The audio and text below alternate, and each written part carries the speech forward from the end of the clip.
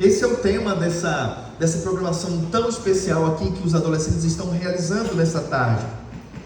Mas perceba que quando alguém quer saber quem eu sou, normalmente ela quer saber aquilo que me identifica. E normalmente, identidade é quando você reconhece quem é você através do seu nome, sexo, idade, nascimento, nome dos seus pais. Mas principalmente ele quer saber o seu nome. O nome é uma das partes mais importantes da Bíblia. Tanto é que na Bíblia o nome que é dado aos filhos carrega uma importante característica de sua personalidade ou aquilo que os pais querem implantar na vida dos seus filhos. E normalmente, ao longo de uma vida de uma pessoa que nós encontramos na Bíblia, ali na região do Oriente, ali na região da Palestina, normalmente ao longo da sua vida, ele tem praticamente 3 nomes. O nome que os seus pais lhe deram, o nome pelo qual ele vai se tornar conhecido na sociedade, e também um terceiro nome, que é o nome que ele mesmo conquista para si. Um exemplo disso, João, o apóstolo João. O seu nome tem um significado de ser o Deus é graça. Mas o nome de João, o personagem João, também era conhecido como o filho do trovão. Era a forma com que ele era conhecido pelos seus conhecidos. Mas ao longo da vida de João, ele conquistou um novo nome. E ele foi chamado de discípulo amado. Qual que é o seu nome? O nome, normalmente na Bíblia, era escolhido por algumas características. A primeira delas, uma característica de alguma situação. Por exemplo, Jacó significa calcanhar. E aí vem a ideia de aquele que agarra o calcanhar, ou enganador. Às vezes os nomes eram postos nos filhos por alguma coisa da natureza. Por exemplo, Jonas, que significa pomba, ou Leia, que significa uma vaca selvagem, ou através de alguma sentença, como foi o caso de Abraão, que ele recebeu o nome como o pai de muitos.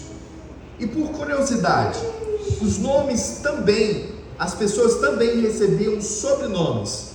E normalmente os sobrenomes que as pessoas recebiam, ou era por filiação, como foi o caso de Pedro Bar Jonas, que é Pedro, filho de Jonas, ou pela profissão, como Simão Curtidor, a cidade, Paulo de Tarso, ou até mesmo algum apelido, João, o Batista, aquele que batizava.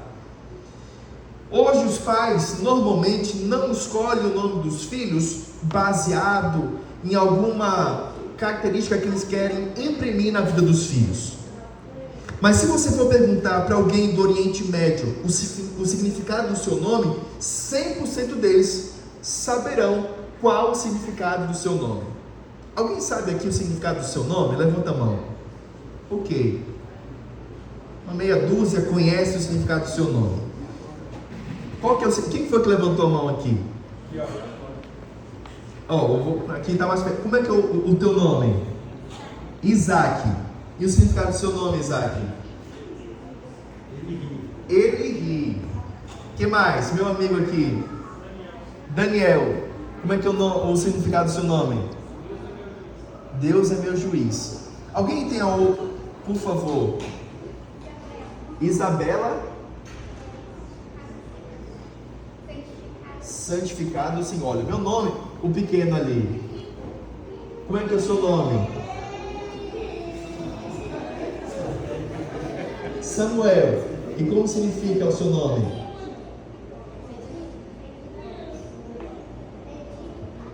Pedindo a Deus. Olha, meu nome é Robson. Eu não sei se os meus pais, eles quando deram o meu nome, eles sabiam o significado dele.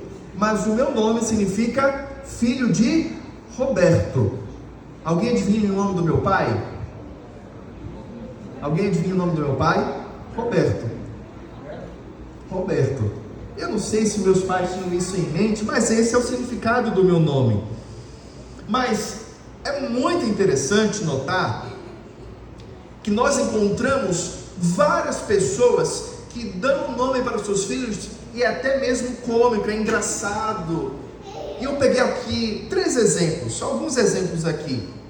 Você conhece alguém que se chama Aberta de Mar de Oliveira? Ou Antônio Morrendo das Dores? 1, 2, 3 de Oliveira 4? Necrotério Pereira da Silva? Esses são alguns dos nomes que foram registrados aqui em nosso país. Eu sou filho de baiano, sou baiano, mas também a minha mãe é do Pará, ali do norte do nosso país. E é engraçado de que o povo do norte ou do nordeste são os que mais são criativos, são os mais criativos com relação a dar nomes às pessoas. Eu tenho um conhecido que o nome dele era Railin. Railin porque o nome do pai é Raimundo e a mãe é Lindalva. Então eles têm o costume de juntar dois nomes. Tem alguém aqui que é o nome do pai e da mãe? Não, né? Ninguém. Eu lembro que, por brincadeira, o nome da minha filha é Rebeca e Luísa, o nome das duas. O meu nome é Robson e da minha esposa é Thalita. E aí, por brincadeira, eu falei assim, olha, então eu vou juntar o nome meu com o da minha esposa para dar o nome da minha filha. A gente pensou, e a gente quase que chamou de Rolita, mas a mãe não quis. Aí a gente escolheu Rebeca para um e Luísa para outra. Mas quem é você? Qual o seu nome? Qual a sua identidade? Um dos elementos mais importantes de uma vida espiritual robusta, de uma vida espiritual fortalecida no Senhor, é a certeza de quem nós somos. Porque a nossa identidade, ele pode comunicar valor, mas também ele exerce uma grande influência na nossa maneira de viver e também nas nossas maneiras de reagir a diferentes circunstâncias da vida. Nós sabemos quem nós somos, nós sabemos qual a nossa identidade, ele vai afetar até mesmo a nossa visão de mundo, a forma com que a gente consegue transpor dificuldades. Eles mudam os nossos pensamentos, os nossos sentimentos, os nossos comportamentos e até mesmo eles moldam as nossas decisões. Quando nós descobrimos a nossa identidade, quando nós sabemos quem nós somos, nós podemos também conhecer qual o nosso valor, a nossa responsabilidade, e isso afeta até mesmo as nossas relações pessoais. Quando nós olhamos para a construção da identidade dentro da nossa cultura brasileira, a gente percebe que as pessoas, elas formam uma identidade de outra, ou até mesmo você mesmo transforma a sua identidade, como as pessoas lhe veem, por 3 aspectos. O primeiro delas, eu sou o que faço. A segunda, o que diz a meu respeito. E a terceira, o que eu tenho. Em outras palavras, o valor das pessoas, elas buscam ser identificadas pelo que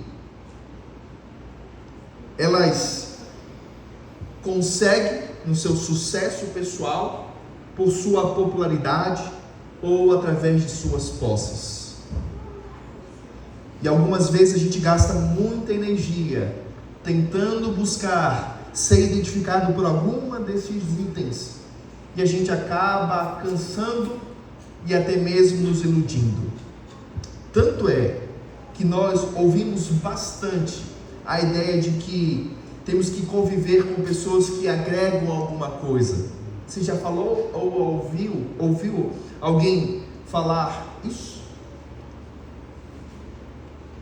Deus olha para nós e Ele quer nos transmitir um valor inestimável. Quando nós olhamos para João capítulo 10, verso 1 até o verso 10, nós percebemos ali a nossa maior característica, a nossa identidade, o nosso valor. Jesus começa dizendo no verso 1: em verdade vos digo, o que não entra pela porta no aprisco das ovelhas, mas sobe por outra parte, este é um ladrão e salteador. Aquele, porém, que entra pela porta, esse é o pastor das ovelhas. Para este, o porteiro abre, as ovelhas ouvem a sua voz.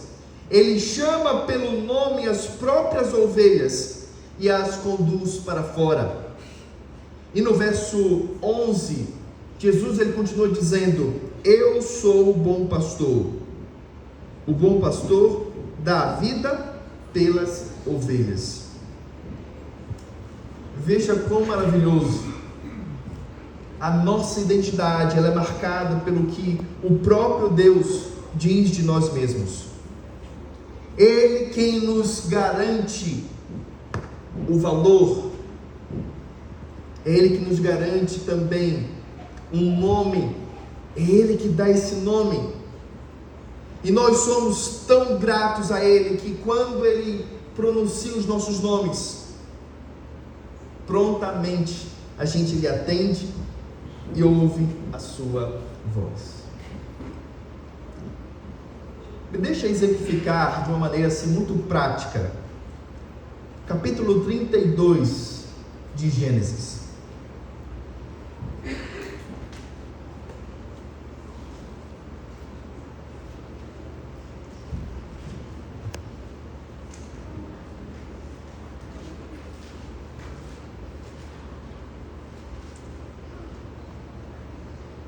Capítulo 32, a partir do verso 22.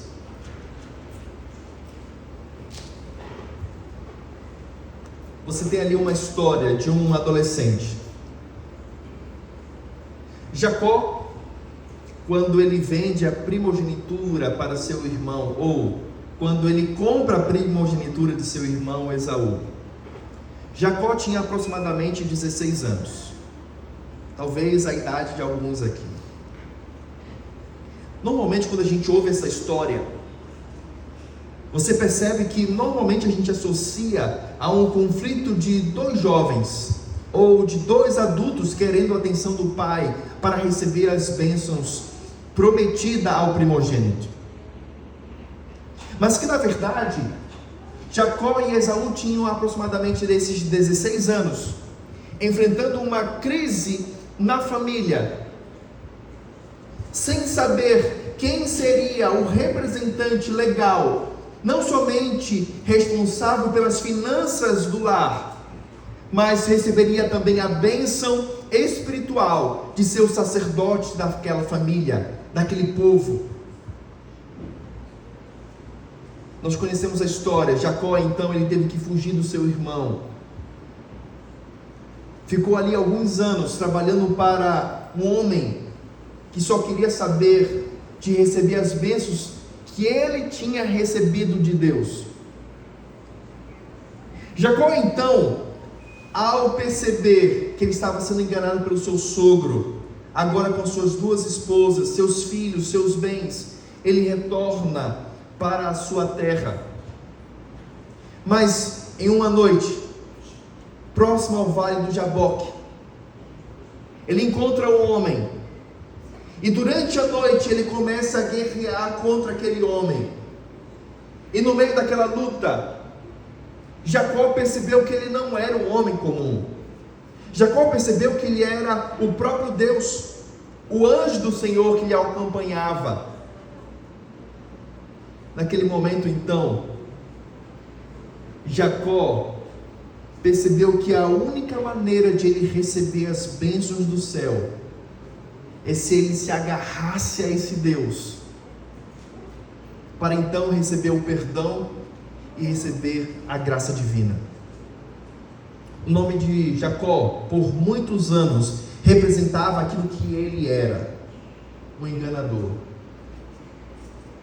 Às vezes nós podemos até mesmo ser identificado por alguma falta de caráter nossa, algum erro passado. E por vezes a gente encontra pessoas que são martirizadas, porque acham que eles não têm valor, ou o seu erro passado parece que lhe atormenta para o resto da sua vida. E essa era a vida de Jacó. Alguém que nasceu para receber a herança prometida, desde o ventre materno. Esse era Jacó, que ele tinha recebido as bênçãos do alto, para ser o patriarca do povo de Deus. Mas que ele passou anos em luta por causa do seu pecado. O seu próprio nome era marcado pelo seu pecado. Diante daquela luta entre um homem frágil e pecador, que não sabia de fato quem ele era, que não tinha totalmente a identidade marcada, mas que ele viu ali a oportunidade de receber o perdão de Deus. No verso 28 do capítulo 32, quando ele diz que não largaria enquanto ele não recebesse a bênção, Deus olha para ele e pergunta: qual é o teu nome?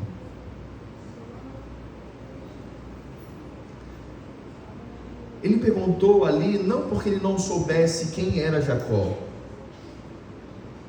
Deus conhece, Deus nos conhece, Deus sabe todas as nossas lutas, as nossas ansiedades. Mas naquele momento, Deus ele dá o privilégio de Jacó confessar os seus erros e declarar de fato quem ele era. Jacó então abre o coração a Deus e diz: eu sou Jacó, eu sou este enganador, Senhor, que tem lutado constantemente para tentar ter uma vida transformada, mudada. Mas desde que eu saí de casa, eu só tenho arrumado confusão. Além de enganar, eu tenho sido enganado por tanto tempo.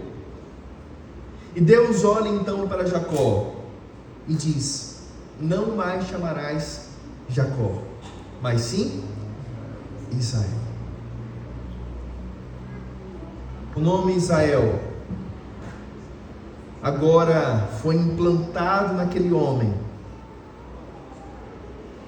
como a identidade do povo de Deus.